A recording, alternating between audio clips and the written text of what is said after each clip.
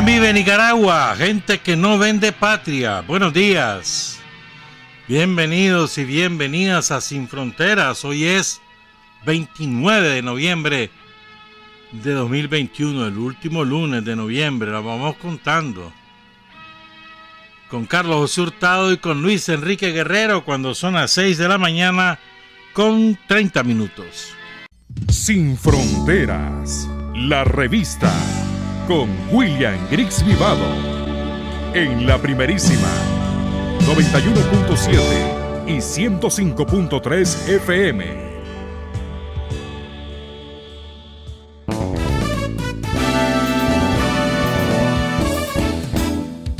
Sin fronteras para decir la verdad, sin fronteras trabajar, avanzar, combatir, vencer, sin fronteras.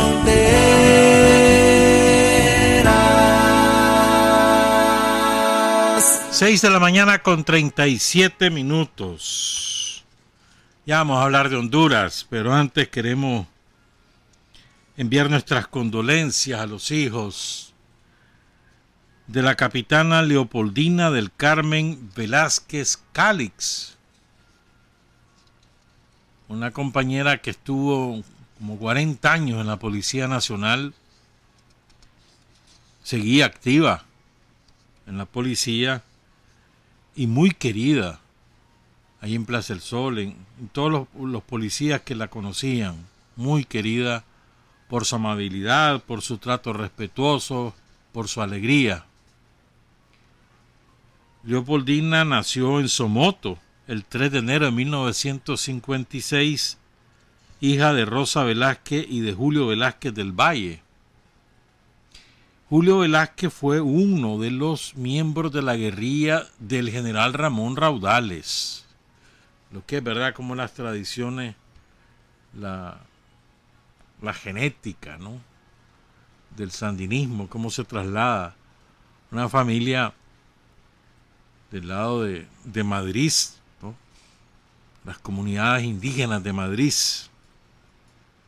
Y Julio Velázquez anduvo ahí con el general Raudales. Él se encargó de la toma del Espino, cuando la guerrilla de Raudales. Y fue el primer presidente de la Asociación de Colaboradores Históricos del Departamento de Madrid. La Leopoldina, a quien todos le conocían como Polita, falleció el sábado. Tenía como 3 semanas, un poco más tal vez, de estar internada en el hospital Carlos Roberto Güemes. Y por distintos males, achaques, que finalmente le costaron la vida. Fue correo del FCLN, fue una de las colaboradoras del comandante Tomás Borges. La casa de los Velázquez era casa de seguridad del Frente Sandinista ahí en Somoto. Ella ya fue sepultada, vivía ahí en la colonia Simón Bolívar, la que queda frente a Madrid. Esas son las Petrocasas, creo, ¿no? Creo yo que esas son. Saludamos a sus hijos, Darío Diriangén y Morena Guadalupe. Deben estar muy orgullosos de la madre que tuvieron y de la herencia que les deja. Honor y gloria a la capitana Leopoldina del Carmen Velázquez Calix, Polita. 6:40. Quería también, mira, es que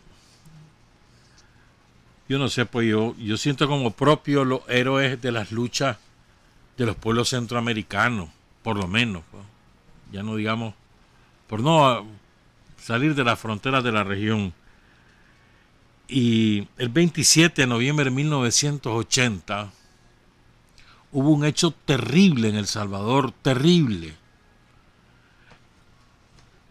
Recién se había fundado el Frente Farabundo Martí para la Liberación Nacional. Se había fundado también el Frente Democrático Revolucionario, que era una alianza de las organizaciones populares con sectores de la burguesía salvadoreña. Y había un dirigente muy querido en los sindicatos, Juan Chacón. Hay una canción, ¿se acuerdan? Juan Chacón, yo lo conocí y te impresionaba el carisma, su manera de ser, su don de gente, su aplomo para hablar, el conocimiento profundo que tenía de la realidad salvadoreña. Entonces estaban reunidos en el centro de San Salvador, en una casa en el centro de San Salvador, reunida la directiva del Frente Democrático Revolucionario, el FDR, encabezado por Enrique Álvarez Córdoba. Este hombre provenía de la burguesía salvadoreña, pero era un hombre profundamente democrático y muy identificado con las mayorías empobrecidas de El Salvador. Tenía un gran prestigio Enrique Álvarez Córdoba y se apuntaba en un eventual competencia electoral para ganar las elecciones. Por eso lo matan, lo asesina la burguesía, las famosas 14 familias salvadoreñas, apadrinadas por Estados Unidos en plena contraofensiva reaccionaria contra las fuerzas populares. O sea, lo ocurrido en El Salvador algún día se tendrá que escribir concienzudamente, pero esas matanzas de todos los días en El Salvador, que incluso le cuestan la vida a Óscar Arnulfo Romero, son estremecedoras. Y los testimonios que uno lee, yo vivo leyendo testimonios de los compañeros sobre sus compañeros de lucha, sobre las matanzas que iban ocurriendo, y te estremece, te estruje el corazón. Yo recuerdo ese asesinato fue de un impacto enorme en la sociedad salvadoreña, sembró el terror, obligó a la clandestinidad a miles de dirigentes de base y acrecentó el enfrentamiento armado. Aquí en Nicaragua pegó, eso fue un gran golpe. Cayeron también los compañeros Manuel Franco, Enrique Escobar Barrera, Humberto Mendoza y Doroteo Hernández. Enrique Álvarez Córdoba fue sepultado en la Catedral de El Salvador. Y los demás están sepultados en el cementerio de los Ilustres, ahí en San Salvador.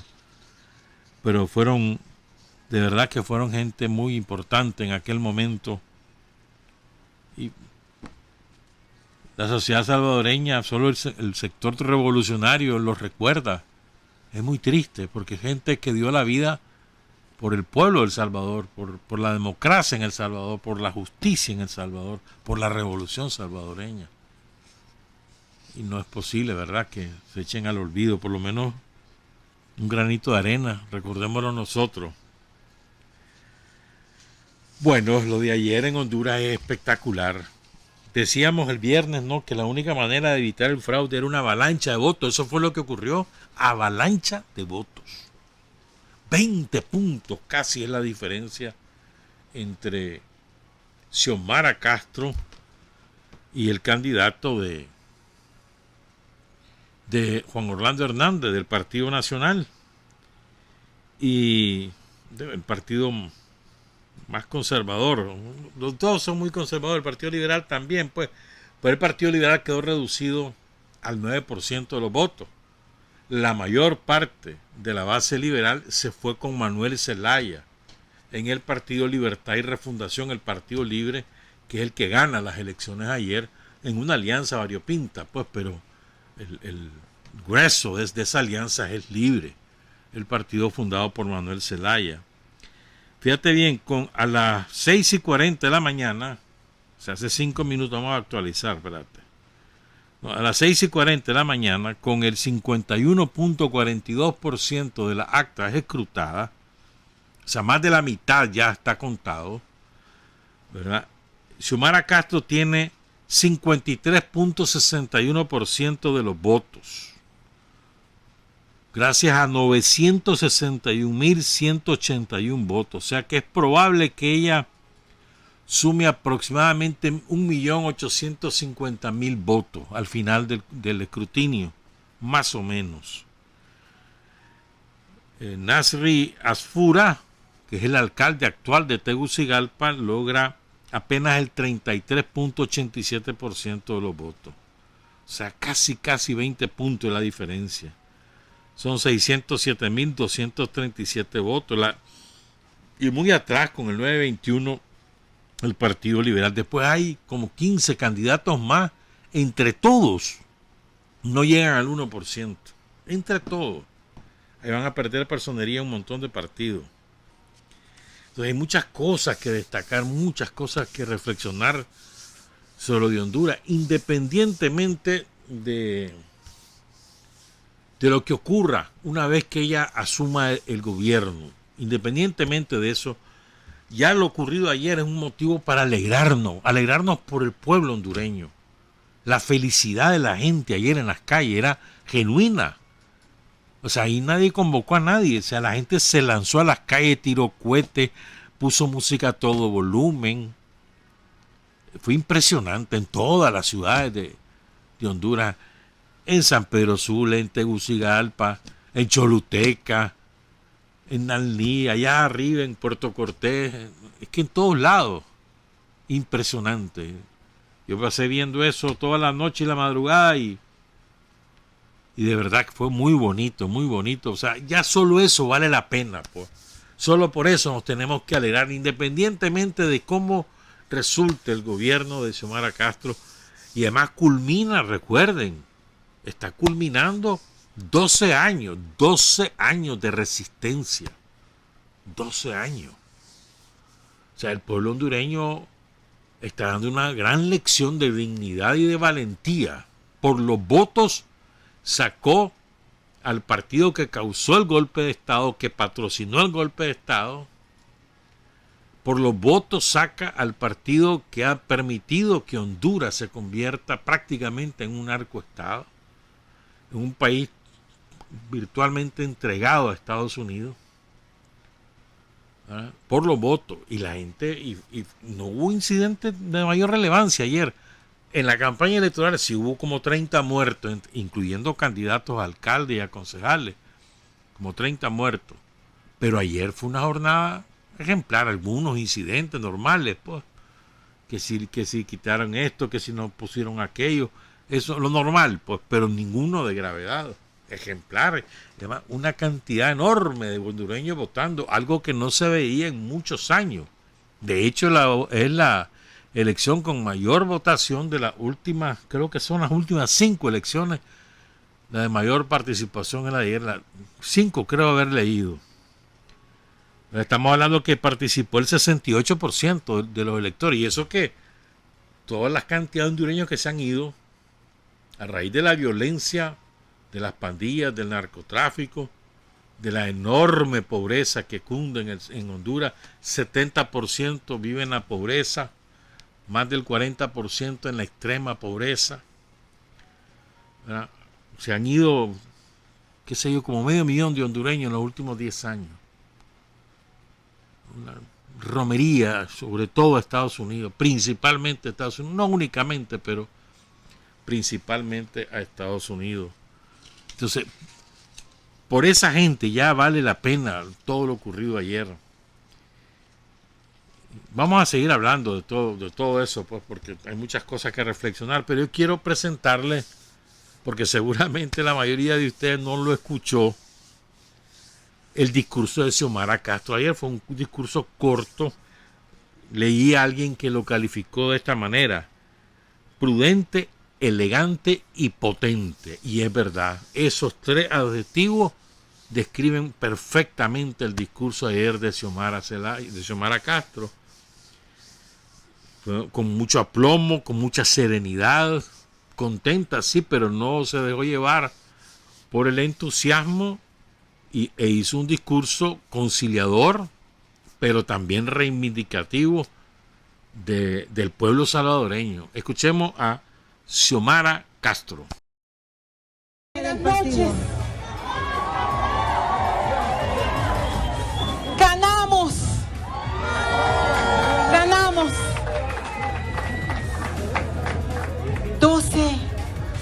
12 años. Este pueblo en resistencia, Y estos 12 años no fueron en vano, porque hoy el pueblo se ha manifestado y ha hecho valer esa frase: solo el pueblo salva al pueblo. Gracias a la resistencia, gracias a la alianza que hemos conformado con Salvador Narrala y el Partido Salvador de Honduras, Doris, Gutiérrez, El Pino, con Honduras Humana, con Milton,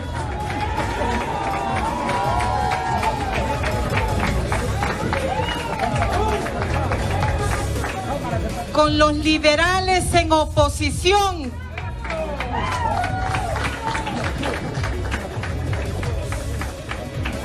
muchas gracias a esta unidad que hemos conformado junto al pueblo hondureño, que se manifiesta este día, donde celebramos una fiesta cívica en nuestro país.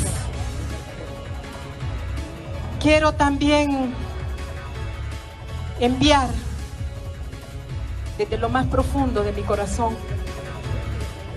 un reconocimiento imperecedero a nuestros mártires que ofrendaron su vida para que hoy el pueblo tuviera libertad, democracia y justicia.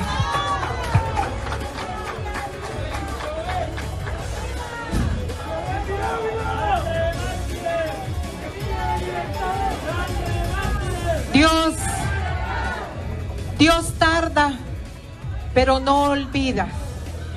Y hoy el pueblo ha hecho justicia. Revertimos el autoritarismo y revertimos el continuismo.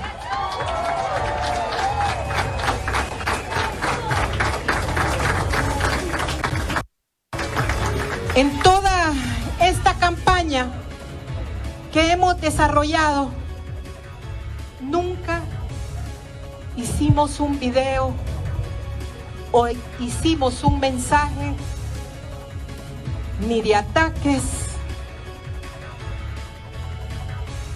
ni mensajes donde se pudiera generar odio o división en nuestro pueblo. Soportamos todo. Y el autor de la historia del pueblo hoy nos ha premiado con su apoyo. Vamos a formar un gobierno de reconciliación en nuestro país.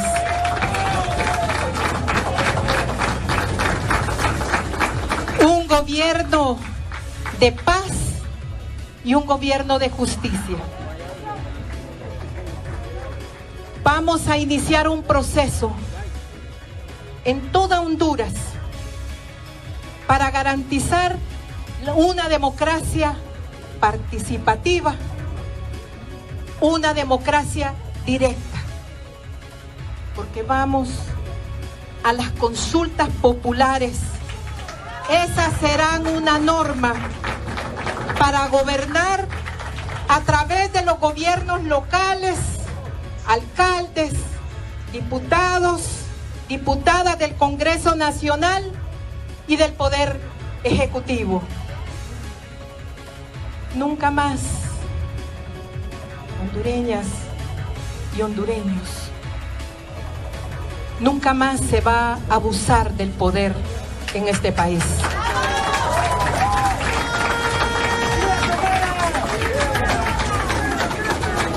Porque a partir de este momento, el pueblo será el vigente eterno en Honduras. Vamos por una democracia democracia directa. Vamos por una democracia participativa. Y hoy le tiendo la mano a mis opositores porque no tengo enemigos. Llamaré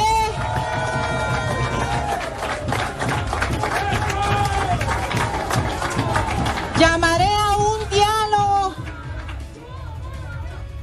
a partir de mañana con todos los sectores de la nacionalidad hondureña, para que podamos entonces encontrar puntos de coincidencia y que esto nos permita conformar las bases mínimas para un próximo gobierno.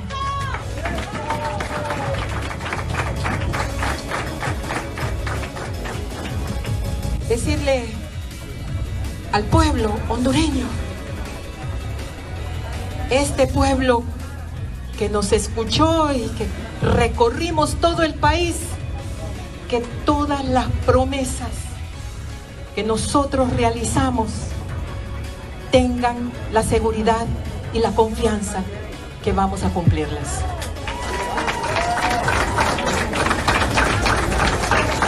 No vamos a descansar un minuto. Vamos a entregar alma, vida y corazón para poder garantizar una patria diferente, una patria justa, equitativa, una Honduras libre, independiente, con la capacidad de poder darle respuestas a tantas necesidades que hoy el pueblo necesita. Vamos por un diálogo permanente con el pueblo hondureño. Y a partir de mañana nos vamos a sentar a reunirnos no solamente con las organizaciones sociales, con los empresarios, con los sectores de nuestro país, sino que también nos vamos a reunir con las organizaciones internacionales para entonces encontrar las respuestas que esta patria necesita.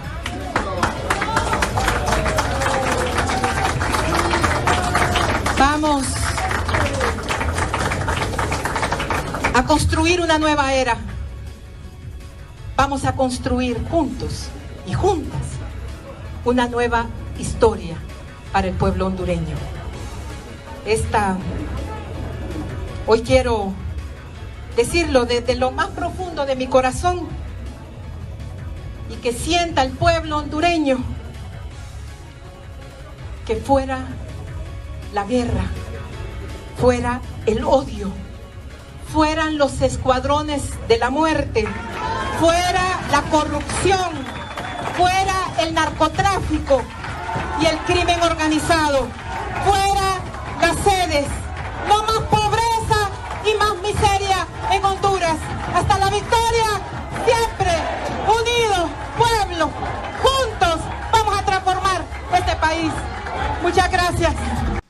Xiomara Castro, a mí me impresionó ese discurso por muchas razones. La primera de ellas, para mí lo más notable, más allá del contenido político, ideológico y social de su discurso, fue que al principito ella le rinde tributo a los mártires, porque no hay que olvidar a la gente que murió a lo largo de estos 12 años de resistencia, que fueron asesinadas por el ejército hondureño, por la policía hondureña y por lo que ella misma mencionó al final, por los escuadrones de la muerte en Honduras, que están financiados y dirigidos por los terratenientes y los grandes industriales, los dueños de ese país, y que han asesinado a centenares de dirigentes sindicales, de líderes populares, de ambientalistas como Berta Cáceres. ¿Cómo no vas a olvidar? ¿Cómo vas a olvidar a Berta Cáceres, por ejemplo? Claro, si mencionas a Berta hay que mencionar esa enorme lista de mártires por la libertad y la democracia en Honduras, pues. Y me pareció un gesto muy bonito de la Xiomara reconocer que las cosas no son fruto solamente de esta campaña electoral, sino que hay sangre derramada y hay que rendirles tributo. Muchos compañeros se han fijado en el hasta la victoria siempre, ¿no? Que es un lema del Che. Significativo. Pero para mí digamos, es que hay muchas cosas, pues. Otro aspecto es cuando ella dice fuera el odio, fuera la violencia, fuera el narcotráfico, fuera el crimen organizado, fuera los escuadrones de la muerte, y dice fuera la sede. Las sedes son las zonas económicas, es decir, territorios que ha regalado la oligarquía hondureña. Literalmente se la han regalado le han regalado esos territorios a corporaciones norteamericanas que tienen incluso potestad para juzgar, para imponer ley en ese territorio. Están fuera del marco jurídico del Estado hondureño. Fuera. La Constitución hondureña no rige en esa zona. Es impresionante. Y ahí no pueden entrar los hondureños si no tienen el carnet, que viven ahí o que trabajan ahí, por ejemplo. Pues. Dice Xiomara, fuera la zona, la sede, las zonas especiales. Eso no va a ser, no lo va a lograr de un día para otro. Eso va a ser una cuestión difícil, ¿verdad?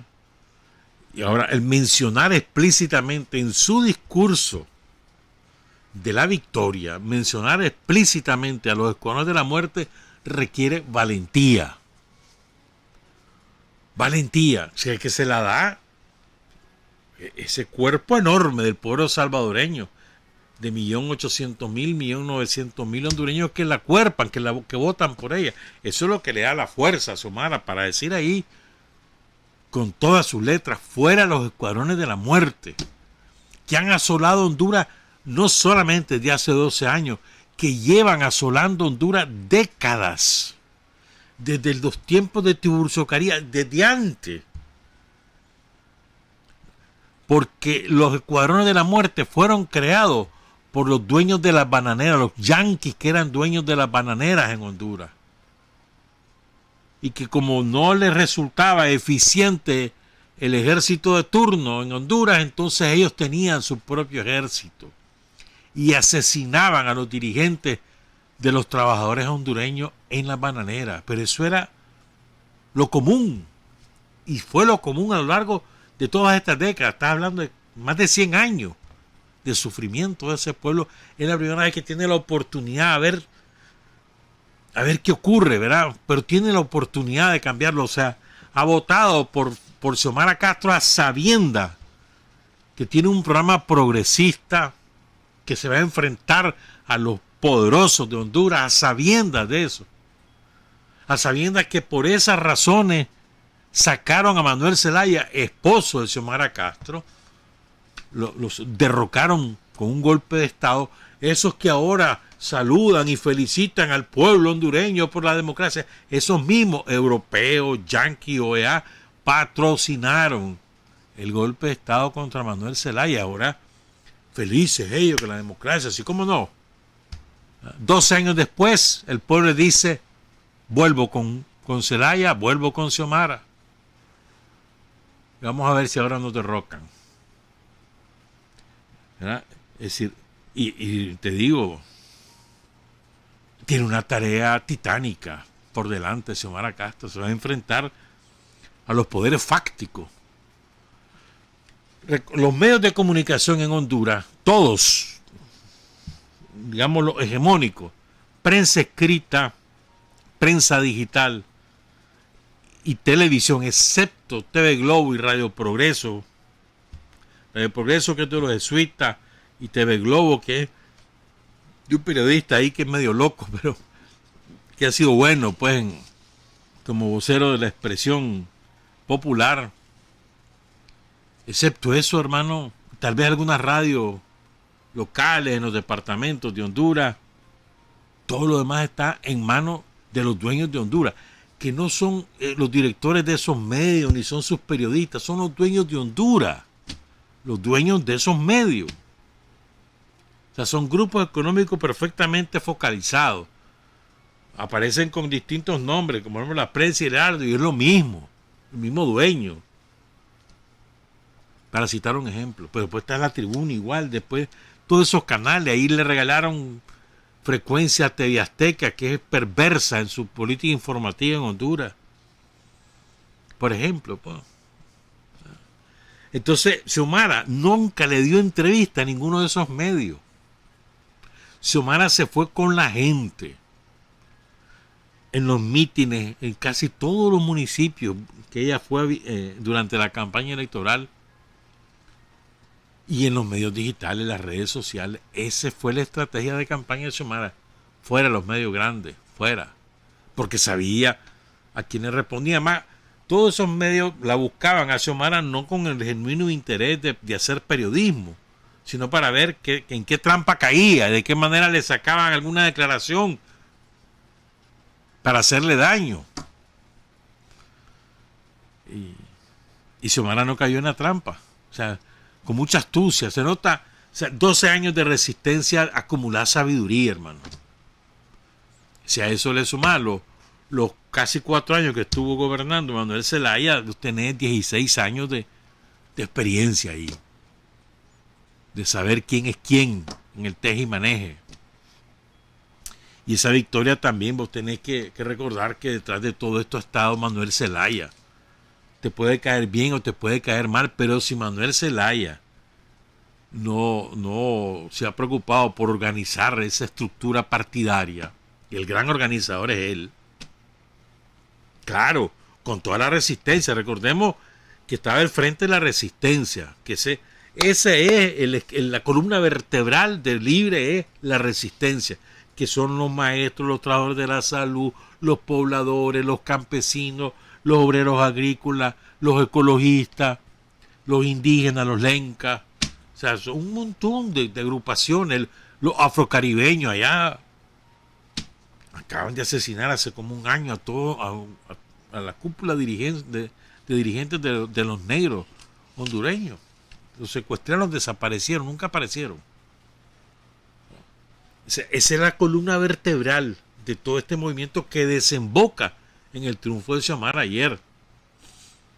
Pero ellos pasaron luchando todos estos años. Nunca se rindieron. Claro, con sus altos y bajos, con sus pleitos a veces. Lo normal. Pero nunca se rindieron. Y les mataron cantidad enorme de compañeras y de compañeros a lo largo de estos 12 años de resistencia. Entonces, en esa columna vertebral, alrededor de esa columna vertebral, Manuel Zelaya y otro grupo de compañeros construyen el Partido Libre, pues. Y eso hay que reconocerlo. Xiomara es la figura, la candidata, que además tiene una fuerza ella misma. Aquí olvídate de que por qué Zelaya no. Xiomara por sí misma tiene su propio capital. Ella es la que se pone al frente del pueblo hondureño cuando Zelaya lo tienen en Costa Rica. Después se vino para Nicaragua, ¿se acuerdan? Y después entró con ayuda de Nicolás Maduro, lo mandó Hugo Chávez, él personalmente vino Nicolás Maduro, ¿se acuerdan? Estuve ahí en el lado de Ocotal, las manos, la acompañaron a Zelaya. ¿Se acuerdan de eso, verdad? Eso fue 2009, 2010. Aquel vuelo fallido, porque si bajaba, que si no bajaba, bueno, todo lo que pasó en ese momento. La matanza en el aeropuerto, acá quedan miles de gente esperando que llegara Zelaya, ¿se acuerdan? Bueno, con sus altos y sus bajos, sus errores y sus aciertos, pero la verdad es que ahí está la estructura partidaria que le da la victoria a Xiomara Castro. Y tenemos, ¿cómo no va a reconocer? Entonces Manuel Zelaya, él, por decisión, digamos, electoral, da un paso al costado y deja de tener protagonismo en toda la campaña. Algunas veces salía, otras veces no. Por ejemplo, ayer no apareció en la conferencia de prensa, o en la comparecencia, mejor dicho, de Xiomara, cuando daba su discurso de la victoria. No estaba ahí Manuel Zelaya. Y ella ni siquiera lo mencionó. Y excepto un tuit que ayer se tiró Zelaya, me imagino que fue de emoción, ¿no? A las 8 nos vemos. Pero excepto eso, Celaya atrás. Porque le habían enderezado las baterías contra Celaya, haciendo un silogismo falso, es decir, aludiendo que Celaya es comunista porque estuvo con Chávez, estuvo con Daniel Ortega, estuvo con Nicolás Maduro, estuvo con Fidel Castro, estuvo con Raúl Castro. Entonces, este es el comunista. Entonces, todo era contra él para que todo el mundo dijera también a Xiomara es comunista. Entonces, por eso quitan la figura de Celaya. Fíjate que es muy importante, aunque fue estrecha, mucho más estrecha la votación o la elección en Tegucigalpa, pero la ganó Xiomara en Tegucigalpa. La presidencial, ¿verdad? No las alcaldías, ni las diputaciones, que eso está pendiente. Pero es interesante porque Tegucigalpa siempre ha sido un feudo de los nacionalistas, de los partidos nacionales. Es sumamente conservadora la población de Tegucigalpa y sin embargo ahí ganó Xiomara, significativo, ¿verdad? Entonces, evidentemente Celaya es un poder real dentro del Libre. ¿Cómo lo vas a ignorar? Y ahora ya se han ido acomodando las cargas, pues. Recordemos también que esa es una alianza variopinta. Salvador Narrala es un tipo folclórico, pues, por decirlo menos. Un día dice una cosa y el día siguiente dice exactamente lo contrario. Así es Narrala, cronista deportivo. Y Xiomara declina su candidatura para que Narrala compita en el 2017. Y se roba la elección Juan Orlando, pues. Y ahora fue al revés. Él declina para que Xiomara gane la presidencia. Y él queda el primer vicepresidente. Entonces, pero es importante tener en cuenta que esa es una alianza variopinta. Y ahí van a ver cómo acomodar carga. O sea, cómo conciliar intereses, porque hay incluso intereses contrapuestos. Y eso va a ser una labor en la que va a tener mucha paciencia Xiomara, y le va a tener que ayudar mucho Manuel Zelaya, porque va a ser el poder del partido. Pues no se sabe todavía cómo queda el Congreso hondureño. Es importante. En Honduras no se puede gobernar sin el Congreso. Así de sencillo. Me estaba acordando de aquel desgraciado Roberto Comer, no me he podido acordar del apellido, estaba dándole vuelta en todo el programa y no me podía acordar del apellido, aquel famoso, que era el presidente del Congreso hondureño, que usurpa la presidencia de Honduras cuando los militares sacan por órdenes de Estados Unidos a Manuel Zelaya, lo ponen en un avión en pijama y lo mandan a Costa Rica. ¿Se acuerdan? Roberto Comer, que era viejo pelón desgraciado, que era de lo más agresivo además. Y después, en las siguientes elecciones, gana Lobo. Micheletti, ese mismo, Roberto Micheletti. Gracias a que no haya dicho oso Carlos Hurtado. Entonces, Roberto Micheletti usurpa el poder, era sumamente agresivo contra nosotros, ¿se acuerdan? Contra Venezuela, contra nosotros, contra Cuba, contra todo el mundo, Micheletti. Y fue el que tuvo que asumir la responsabilidad política, aunque no era él nada más, de los crímenes que hubo a manos del ejército y de la policía hondureña. Pues. Me acuerdo aquí en El Paraíso, ¿te acuerdas? Aquí murió varias personas, murieron cuando intentaba ingresar a Zelaya. Todos esos nombres hay que recuperarlos, ¿no? Hacerles un monumento a todos los héroes y mártires por la democracia en Honduras. Pues. Pero bueno, entonces recapitulando, pues vos tenés aquí muchas razones para estar alegre, sobre todo por el pueblo hondureño, hombre. Olvídate que si nos pasa lo mismo que nos ha pasado con la fulana, no importa. Pero con solo la alegría que ese pueblo tuvo ayer y la reivindicación histórica que significa, ¿no? Que Xiomara Castro, la esposa de Manuel Zelaya, derrocado por Estados Unidos, vuelven al poder por la vía electoral y por una avalancha de votos. Es un triunfo indiscutible. No importa lo que pase ahora. Pero la verdad es esa, o sea, el pueblo hondureño respalda esa opción política. Alguien me decía algo que es verdad, pues estuvimos discutiendo hace unas semanas, hablando sobre esto de Honduras, y había mucha influencia del ejemplo que daba Nicaragua. Y la pobretería hondureña admiraba que aquí la salud era gratis, que la educación era gratis, que las universidades son gratis, que las carreteras están bonitas, que hay luz por todos lados. Todo eso influía, porque recuerden que hay mucho intercambio, sobre todo en la franja fronteriza, a través del departamento de Nueva Segovia y el departamento de Madrid, y también el departamento de Chinandega, hay mucho intercambio. Y los hondureños de toda esa zona saben, muchos de ellos vienen a Nicaragua a operarse, incluso un chequeo ordinario, o a estudiar, muchísimos de ellos. Y para los hondureños, el ejemplo que pasaba en Nicaragua les admiraba. Mira qué bonito, y ahí todo es gratis. Y sobre todo en la pandemia, por ahí creo que copié, hay una frase de una compañera. Aquí está, ¿ves? Una muchacha escribió esto en Twitter, dice: por aquellos a quienes les dieron pastillas de harina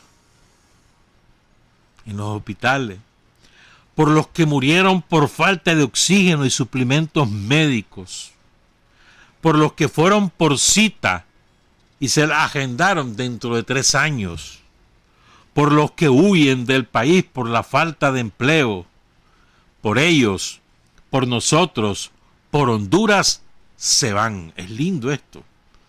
Concentrado, ¿no? O sea, lo que pasó en Honduras, lo que ha pasado con la pandemia es una cosa terrible. Terrible. Los pobres abandonaban su suerte. Hubo miles, más de 10.000 son los muertos en Honduras por la peste, pero hubo miles de pobres que murieron sin ningún tipo de atención médica. Nada, cero. Y eso golpea el saqueo del seguro social. Solo 1 de cada 10 hondureños tiene seguro social, y el que lo tiene no tiene derecho a nada porque lo saquearon todos los fondos. Entonces, y vuelvo a decirlo, hecho por 3 veces, voy por la 4ª.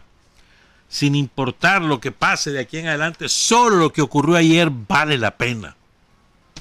Es un gran regocijo lo que debemos sentir por el pueblo hondureño y por nosotros también. O sea, el pueblo, la historia nos vuelve a dar la razón. Nosotros, ¿de quién estuvimos al lado? ¿De quién estábamos en el golpe contra Zelaya? Al lado de Zelaya. ¿A quién refugiamos en Nicaragua? A Zelaya. A su canciller, ¿te acordás? Patricia, hasta a varios de sus funcionarios. Aquí vivieron muchos años. Zelaya aquí vivió muchos años. Es decir, aquí recuerdan que Zelaya tuvo una revolución, una brigada juvenil, ¿se acuerdan? Él mismo lo contó, uno de los tantos 19 de julio que vino. Entonces la historia nos vuelve a dar la razón. Que si Xiomara se va a asomar al alma, no, eso es irrelevante, hombre. Lo importante es que tenga unas propuestas para resolver los problemas gigantescos que tiene el pueblo hondureño, gigantesco. Pero de verdad, o sea, tiene una tarea, esa mujer tiene una tarea dificilísima por delante. Dificilísima. Fíjate que me olvidaba mencionar esto. ¿Sabe cómo se define ella misma? Ella misma sabe cómo se define.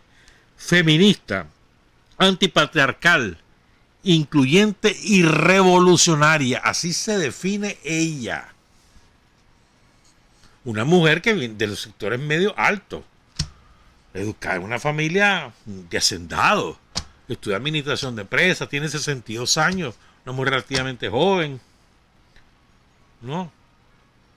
Pero bueno, recordemos, es su formación. Ella no viene de un partido marxista-leninista ni de un movimiento guerrillero, pero logró quebrar, pues, ¿no?, esa educación e inclinarse por la gente, o sea, y se identifica con la gente y además tiene la capacidad de diagnosticar los problemas de la gente. Eso es enorme. Lo importante es lo que está haciendo, pues. Entonces, ya ser progresista en Honduras, hermano, es sumamente complejo. Honduras tiene enraizada la tradición anticomunista. en eso Cuba ayudó mucho con la brigada médica que mandó Cuba en varios momentos, incluyendo de la pandemia, pero antes hubo varias veces que llegaron las brigadas médicas a Cuba y eso ayudó mucho a disipar el anticomunismo. La manera como ha gobernado Daniel estos 15 años ha ayudado a disipar el anticomunismo en Honduras, pero prevalece un segmento importante de la sociedad hondureña. Y el otro factor es, esa sociedad es sumamente conservadora en términos de valores, machista. Si nosotros los nicas somos machistas, los hondureños dicen apartate, que yo sí soy. Y los salvadoreños son aún peor en machismo, pues, o sea. Y Xiomara es mujer, hermano, y como mujer llega y lo dice claramente, soy feminista, y votaron por ella, o sea, es que es trascendental lo que ha ocurrido, trascendental. Ella no fue la primera candidata a la presidencia, hubo una señora Castro, si mal no recuerdo, ya en los años 60, que fue candidata y perdió, pero era la primera mujer que llega a la presidencia, más, con una avalancha de votos, y además con unas posiciones de izquierda. Y después tenés el sector de la Iglesia Católica, que en Honduras es muy potente su influencia, aunque sea, ¿cómo te dijera yo? Se ha partido en dos, ¿no? Porque tenés al sector más reaccionario que le encabeza el cardenal Rodríguez, que es un tipo reaccionario, parecía todo progresista, me acuerdo, hace como 15 años, pero después se descaró, vinculado absolutamente a los dueños de Honduras, a los dueños del poder en Honduras. Reaccionario, malo, una persona mala, además, ese hombre es malo.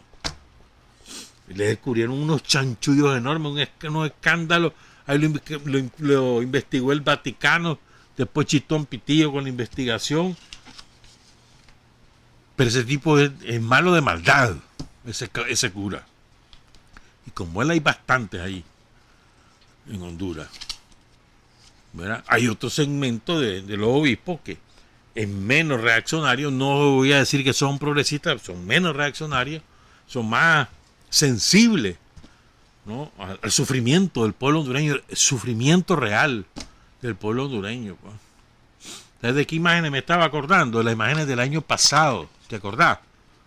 Si aquel huracán, los dos huracanes nos hicieron parte en el Caribe Norte y parte del norte de Jinotega, en Honduras eso fue espantoso, acuérdense, ¿verdad? San Pedro Sula inundado, el aeropuerto de San Pedro Sula inundado, era una enorme porción del Valle de Sula totalmente inundada, y la gente pasó viviendo en los techos de las casas montones de días, sin agua, sin comida, con aquella desesperación, perdieron todo.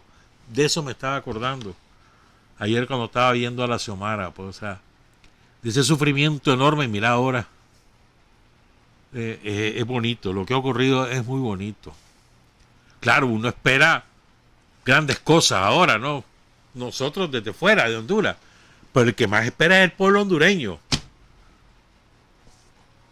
¿Qué va a pasar con los gringos? O sea, Honduras, su primera disyuntiva a los gringos. ¿Qué hacemos con los gringos? Ayer 2 veces dijo Xiomara, independiente. 2 veces lo dijo, ¿verdad? Y ella no tiene por qué sentirse atada a Estados Unidos, pero la economía hondureña está totalmente atada a Estados Unidos. Y los dueños de Honduras están totalmente entregados a Estados Unidos. Toda su vida han estado así.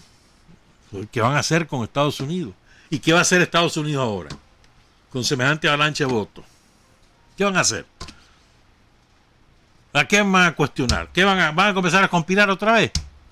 Seguramente. Sobre todo por la vía mediática, ¿verdad? Preparando condiciones y después torpedeando las medidas económicas sociales que pueda tomar Xiomara. Es muy importante por eso el Congreso. Habrá que ver. Ojalá que esa misma avalancha de votos se refleje en la composición del Congreso hondureño, que no se sabe. Habrá que verlo eso. Es diferente, ¿verdad? Y luego hay una que los yanquis le dijeron a la Xiomara: mira, no hay problema que vos ganés. Así, porque los gringos son malditos, ¿verdad? Se creen los dueños del mundo. pero no queremos que te amarres con China.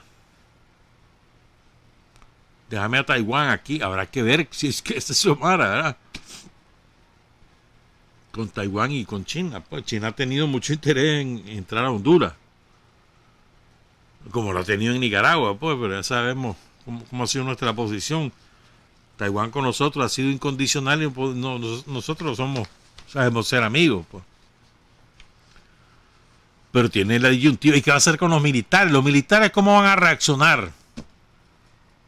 Van a volver a enfilarse detrás del poder económico y hacer su instrumento, sus tontos útiles. Porque ahí, aunque ellos tienen poder por sí mismos, poder económico lo tienen los militares, la verdad es que los han usado, los poderosos. Si son inteligentes, empiezan a actuar con su propia lógica, un poquito más profesional y menos subordinada a los intereses yanquis. Recordemos que los yanquis tienen una base militar en Honduras, Palmerola. O sea, ahí hay presencia física de militares yanquis en Honduras. ¿Ah? Eso es una cosa muy concreta. Lo tienen ahí cerca de Tegucigalpa, lo tienen también en el Caribe, la zona vecina a Nicaragua. O sea, tienen militares yanquis ahí, que son los que, por cierto, son esos militares los que trajeron el SIDA a Centroamérica. En la antigua base de Palmerola, que ya no es base, pues ahora ahí está, va a ser el aeropuerto ahí, o ya es el aeropuerto. Pero lo que quiero decir es que es muy compleja la situación que asume, el país que asume Xiomara Castro es sumamente complejo. Ella ganó el gobierno, pero no tiene el poder. Tengamos presente eso. Tiene que construir poder. Y lo tiene que construir sobre la base de esa columna vertebral que es la resistencia. El pueblo organizado. Sobre esa base va a tener que construir poder desde abajo. Por eso es que ella habla. Democracia participativa. Vamos a ir al pueblo, vamos a ir a las asambleas. Democracia directa, dijo 2 veces. Por eso es que lo hace y lo dice. Porque sabe que esa es su fortaleza. Su escudo va a ser la gente. La gente que la llevó al poder es la gente que la va a defender. La gente que la llevó al gobierno. Pero poder lo tiene que construir. Los tribunales en manos de la mafia hondureña. Esos son los tribunales. Los mandos militares en manos de la mafia hondureña. Entonces hay que tener presente eso a la hora de analizar, pues, que mira que la suma. No, espérense. Las circunstancias en Honduras no son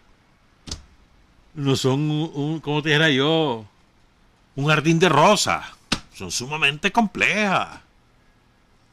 Y hay que tener paciencia y comprensión. Hay que ayudar. Hay que ayudar. Con solo que Xiomara, con 2 medidas que tomara, sociales, salud y educación, y eso le va a garantizar el avanzar en la consolidación del poder popular. El poder popular, construir poder a partir del poder popular, eso es la tarea más difícil que tiene ante sí Xiomara. Muchas cosas se pueden seguir hablando. Pues felicidades al pueblo hondureño, felicidades a Manuel Zelaya, felicidades a Xiomara, felicidades a todo el conjunto de la resistencia del pueblo hondureño. Felicidades a Dick Emanuelson, allá en Honduras, un hombre periodista de origen sueco, pero centroamericano y colombiano de corazón, y que ha seguido de cerca todo este tiempo, acompañado de la lucha del pueblo hondureño. Todo este tiempo ha sido perseguido, ha sido vigilado, ha sido despedido de sus trabajos, y ahí está Dick y Miriam, su compañera de siempre. Pues saludos, Dick. Una pausa, regresamos, son las 7:30. Hay hombres que luchan un día y son buenos. Hay hombres que luchan un año y son mejores. Pero hay hombres que luchan toda la vida. Esos son los imprescindibles. 7 de la mañana con 34 minutos. Hace tiempo yo quería hablar de este tema. La semana pasada lo tenía previsto, no pudimos, pero quiero aprovechar esta oportunidad ahora, incluso hilando desde Honduras a través de este tema también, para abordarlo. La semana pasada, una compañera militante sandinista que vive allá en Milán, Italia, Ángela, nos mandaba este dato que me parece interesante, ilustrativo.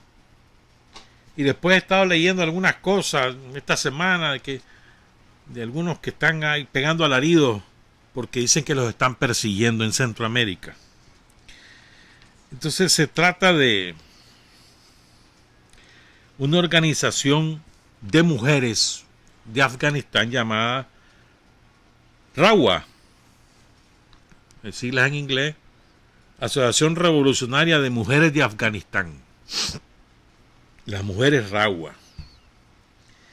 Ellas han hecho un trabajo muy, muy intenso en las mujeres y en general en el campo social, tanto en Afganistán como en los campamentos de refugiados en Pakistán. Y ellas, que son una organización social, denuncian con mucha fuerza a la famosa ONG. Porque ahí en Afganistán hicieron un verdadero festín con fondos yanquis, fondos europeos, a sabiendas de los gobernantes norteamericanos y europeos, ¿verdad?, con los fondos que supuestamente eran para ayudar al pueblo afgano, pero que nunca llegaron a su destino. Se los robaron. Había una claque mafiosa de los sectores medios, de los sectores profesionales, en Kabul y en otras ciudades de Afganistán, ¿verdad?, que formaron estos ONG, que fue una verdadera industria, que le llovieron millones de dólares, que supuestamente para educación, que supuestamente para salud, que supuestamente para capacitación, para esto, para lo otro. Y era mentira, se lo robaban ellos. Entonces la gran parte quedaba en la claque, en esa mafia de dirigentes de ONG allí en el propio Kabul. Otra parte iba quedando así en las estructuritas que tenían a lo largo de la geografía afgana, ¿verdad?, y algunos que le regalaban también a militares y demás. Por ejemplo, vos sabés, ¿te acordás que se decía cuando huyó Estados Unidos de Afganistán hace 4 o 5 meses? ¿Te acordás que se decía que nadie explica, o que sí, pues la prensa yanqui, la prensa capitalista se extrañaba que cómo era posible que un ejército de 400.000 hombres no haya combatido? Pues es que resulta que no existía. O sea, existía en el papel.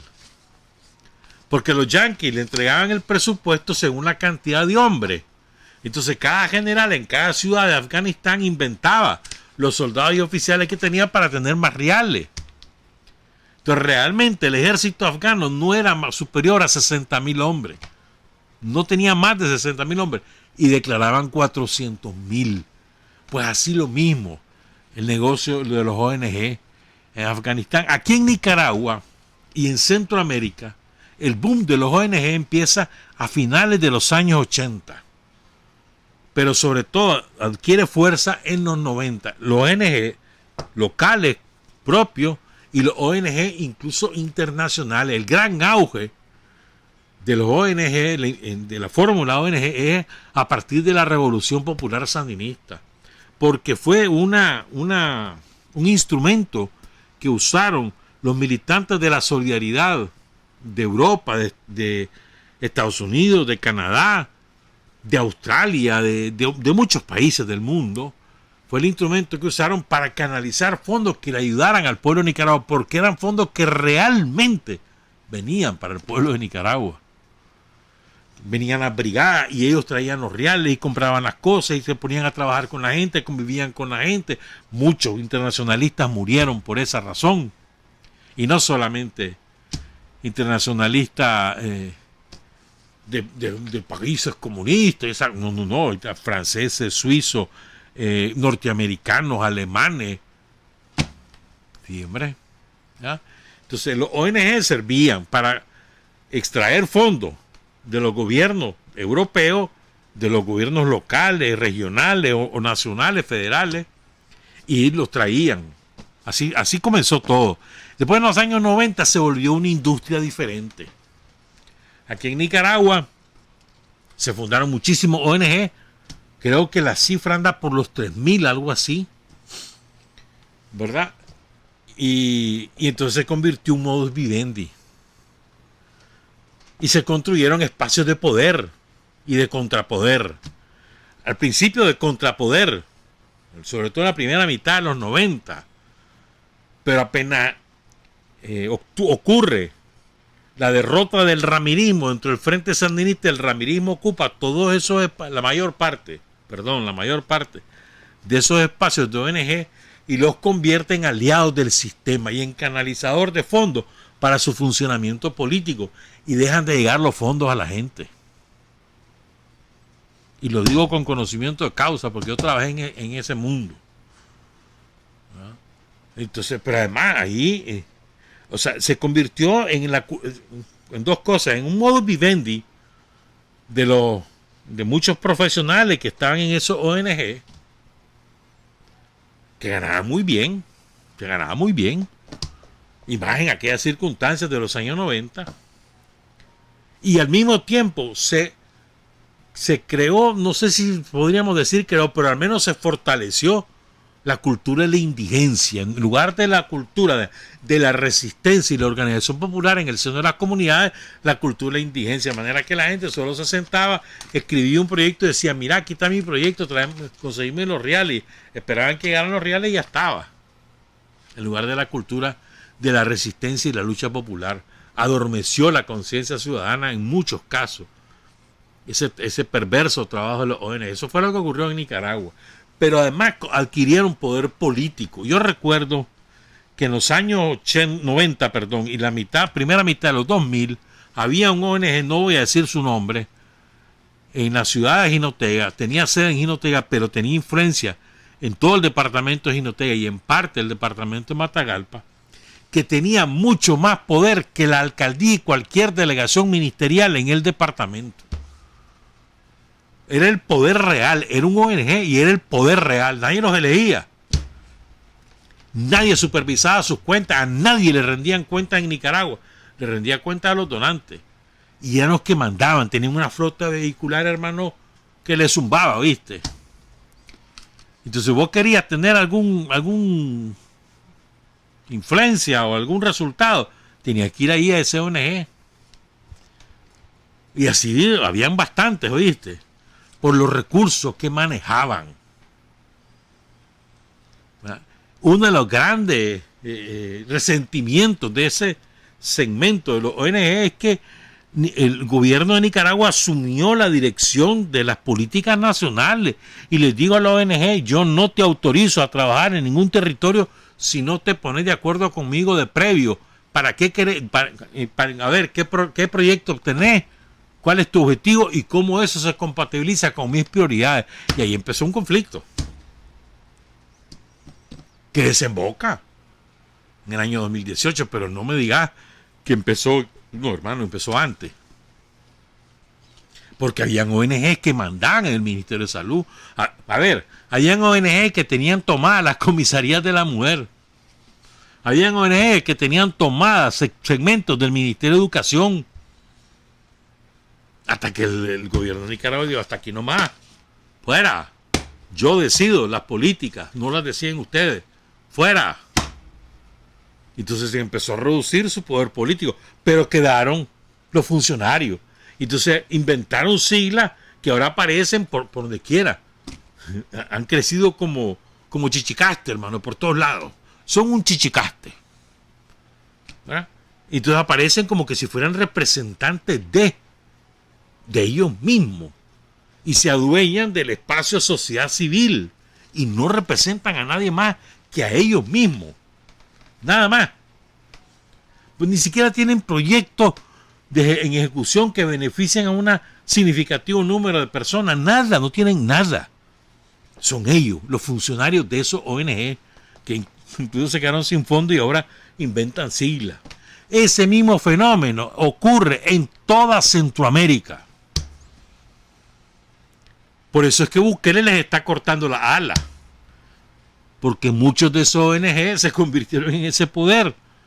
Hay muchos ONG también en El Salvador que trabajan con la gente, y me consta, conozco varios ONG, no importa pues los nombres, pero que de verdad, pues, que sin ellos la gente ahí Ningún gobierno del FMLN les ayudó. Ellos sí ayudaban, fortalecieron capacidades, crearon cooperativas y hayan seguido sin meterse en espacios políticos de poder, no, metiéndose con la gente. Conozco varios ONG ahí en El Salvador, pero hay otros que se han convertido en lo mismo que aquí, en espacios de poder político y quieren convertirse en interlocutores políticos del poder constituido, y eso no es así. Son ONG, nada más, no representan a nadie más que a ellos mismos. Pues lo mismo ocurre en Guatemala, igualito. Guatemala incluso es con mucho mayor, ¿cómo te dijera yo?, visibilidad de su naturaleza política, con la excusa de que hacen proyectos o que son ONG o que son sociedad civil. Es mucho más visible en Guatemala. ¿Te acordás que esas manifestaciones que se armaban, que no sé cuánto, que hay que sacarlo? ONG, financiado por Europa principalmente y por los gringos. Entonces, en Honduras es una industria también completa, que ahí vas a ver, ahí lo vas a ver ahora. Van a comenzar a sacar la garra y a quererse constituir en interlocutores políticos, que no lo son. ¿Qué es lo que pasó aquí? ¿Me entendés? Pero es muy importante saber ahí, creo yo, pues, diferenciar. Hay ONG que efectivamente han trabajado con la gente, es verdad, y han ayudado, han aliviado situaciones de pobreza. Hay muchas cosas que se han hecho. Yo aquí en Nicaragua tengo presente un caso, no quiero mencionar nombres ni nada, pero que son, que fueron, a ver, cómo te dijera yo, indispensables para que por lo menos 2 comunidades que conozco lograran no solo sobrevivir, sino progresar. Y además, incentivando la educación, incentivando la conciencia de clase de la gente. Y bonito, 2 experiencias sumamente bonitas, ¿no? Pero esa no es la mayoría. Y lo peor, pues, es que los funcionarios de esos ONG se han erigido en interlocutores políticos por sus pantalones. Porque la alcaldía tal o el gobierno tal dice que ellos lo son, le han enganchado, que son la sociedad civil, y por sus pantalones se contraponen al Estado porque ellos dicen que ellos son la sociedad civil y nadie los ha elegido. Y han usufructuado, sobre todo, hay 2 parcelas que las tienen usufructuadas. Habían 3, pero ya una se las liquidó, que es la del desarrollo local. Los municipios hoy ya no tienen ningún tipo de influencia en ese lado, pero tienen dos nichos de mercado, derechos humanos y feminismo. Ahí ellos se han elegido. Nosotros somos las dirigentes de las mujeres. Nadie las conoce entre las mujeres de Nicaragua.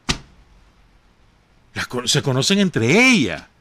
Pero afuera de Nicaragua se presentan como las dirigentes de las mujeres, como las representantes de la mujer. Y no tienen ningún tipo de representación de nadie.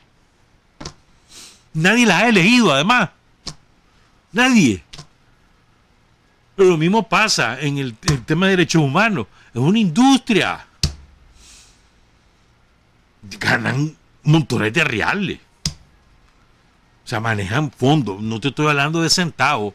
Millones de dólares. Manejan fondos. Ese es un nicho que lo tienen virgencitos los dos. O sea, solo ellos lo explotan. Y tienen éxito afuera. Aquí adentro nadie les para pelota. Las tales feministas. Que mira, que los derechos de la mujer, que los femicidios y que no sé cuánto.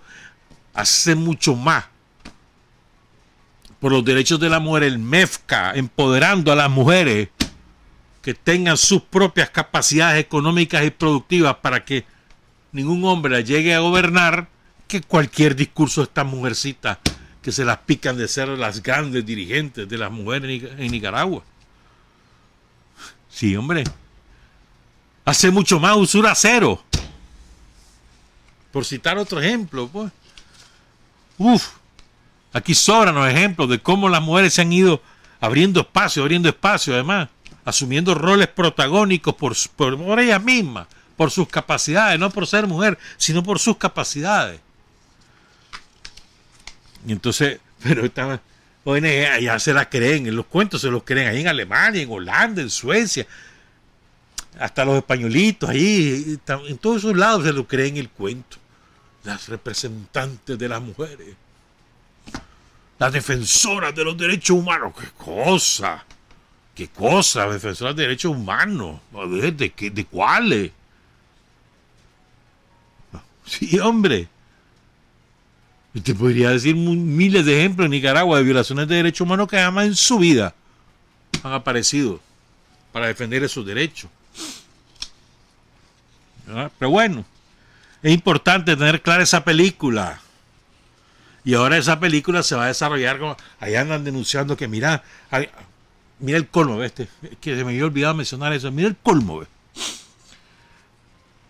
El diario El País de España alguna vez fue progresista y muchos se quedaron con la idea de que El País es un buen periódico. No, El País es un periódico malo, de mal periodismo, porque es pura propaganda. Con la excepción de algunos colaboradores, la última medio decente se les acaba de morir, una escritora muy famosa, Almudena Grande. Con excepción de algunos, el resto es periodismo basura lo que ahí se hace. Mira cómo es de basura El País, que su información de hoy sobre lo que el triunfo de Xiomara es, preocupa el autoritarismo en Centroamérica, porque ganó Xiomara. Decime vos. Entonces ya unen, mira que el crecimiento del autoritarismo, ya ganó Xiomara en Honduras, está Bukele en El Salvador, está Daniel Ortega en Nicaragua. Preocupa eso, que esto es una tendencia. Espérate. Ajá. Y por la urna, 3 que han ganado por la urna. Yo no defiendo a Bukele ni lo ataco. Yo solo estoy mencionando el hecho que los 3 han llegado al poder por la urna y han defendido el poder por la urna. Pero así es el periodismo basura. Es el país. Pero bueno, entonces ahora ya empezó una campaña de los ONG, la preocupación de los ONG, que mira que en El Salvador, que en Nicaragua, que también parece que en Honduras y parece que en Guatemala, y que van en contra de los espacios de la sociedad civil, que no. ¿Cuáles espacios de la sociedad civil? En Costa Rica los ONG mandan, ¿oíste? Pero bueno, 7:52. Tenía listo aquí, ya no hay tiempo, porque hemos hablado demasiado de Honduras, creo yo. Pero sí lo tengo, lo vamos a desarrollar el día miércoles. Tenía listo a Carlos Fonseca. Entonces quiero mencionar 2 cosas más, o una más, antes de irnos, pues.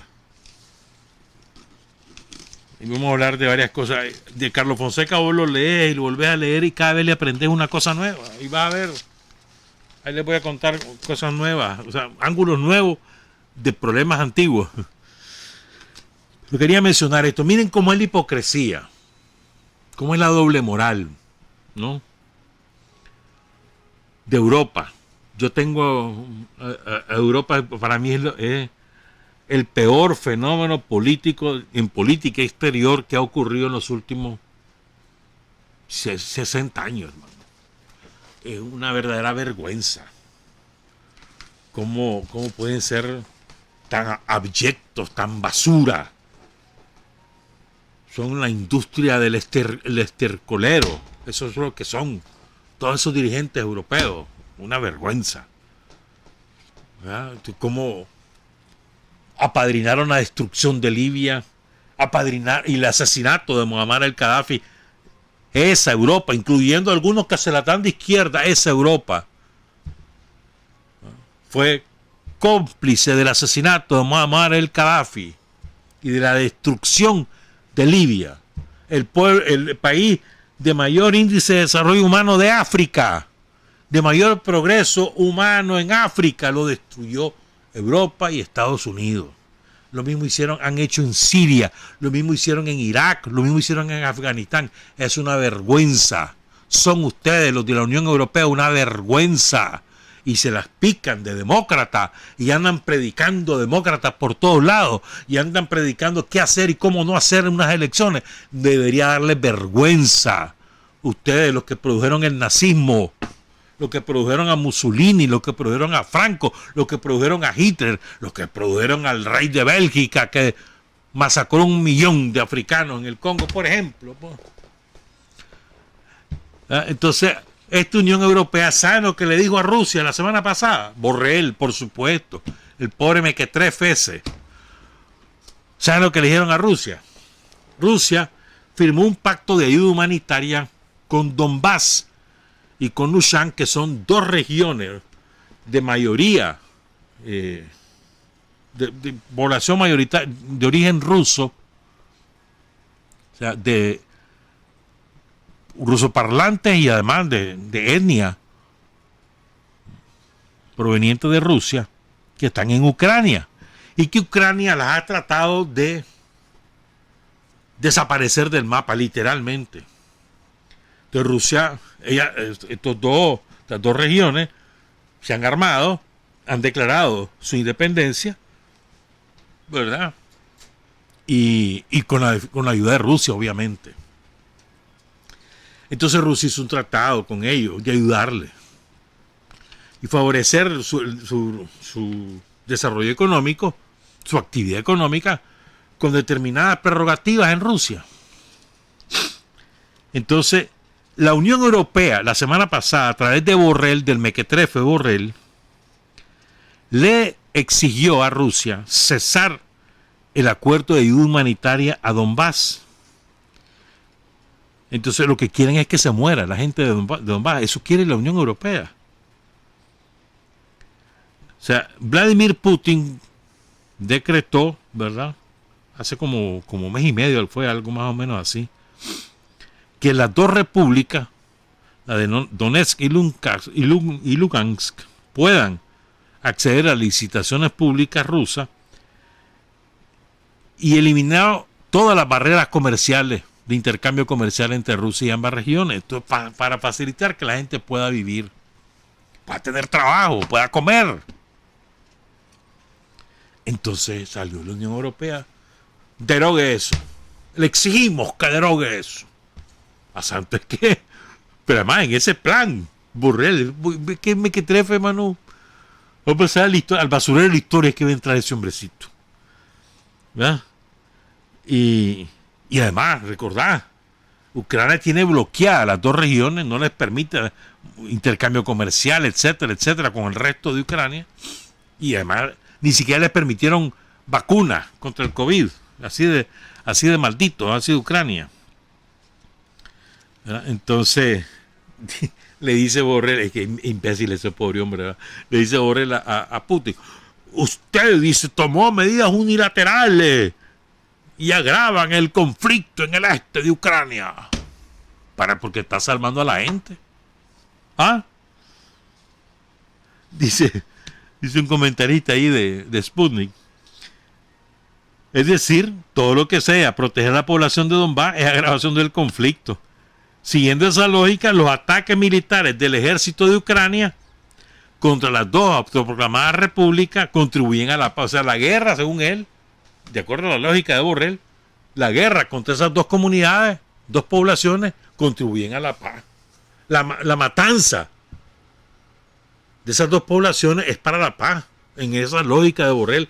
O sea, que en la lógica de Borrell, que Rusia abandone a las dos repúblicas, los 2 territorios, lo abandone a su suerte y que se mueran de hambre, porque eso va a contribuir a la paz en Ucrania, según esa lógica. Así de malditos son los de la Unión Europea. No hay que creerles nada.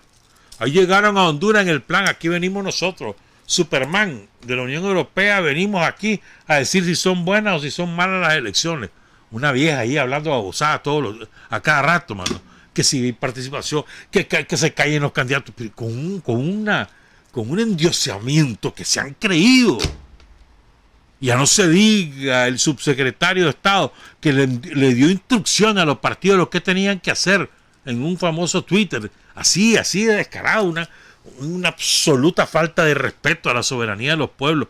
En eso sí me encantaría que Xiomara empezara a ponerlos en su lugar. Cállense las tapas, ya, váyanse de aquí. Ya terminaron las elecciones, que vayan al carajo. Trabajar, avanzar, combatir, vencer patria y libertad. Revolución es sentido del momento histórico. Es cambiar todo lo que debe ser cambiado. Es igualdad y libertad plenas. Es ser tratado y tratar a los demás como seres humanos. Es emanciparnos por nosotros mismos y con nuestros propios esfuerzos. Es desafiar poderosas fuerzas dominantes dentro y fuera del ámbito social y nacional. Es defender valores en los que se cree, al precio de cualquier sacrificio. Es modestia, desinterés, altruismo, solidaridad y heroísmo. Es no mentir jamás ni violar principios éticos. Es convicción profunda de que no existe fuerza en el mundo capaz de aplastar la fuerza de la verdad y las ideas. Revolución es unidad, es independencia, es luchar por nuestro sueño de justicia para Cuba y para el mundo, que es la base de nuestro patriotismo, nuestro socialismo y nuestro internacionalismo.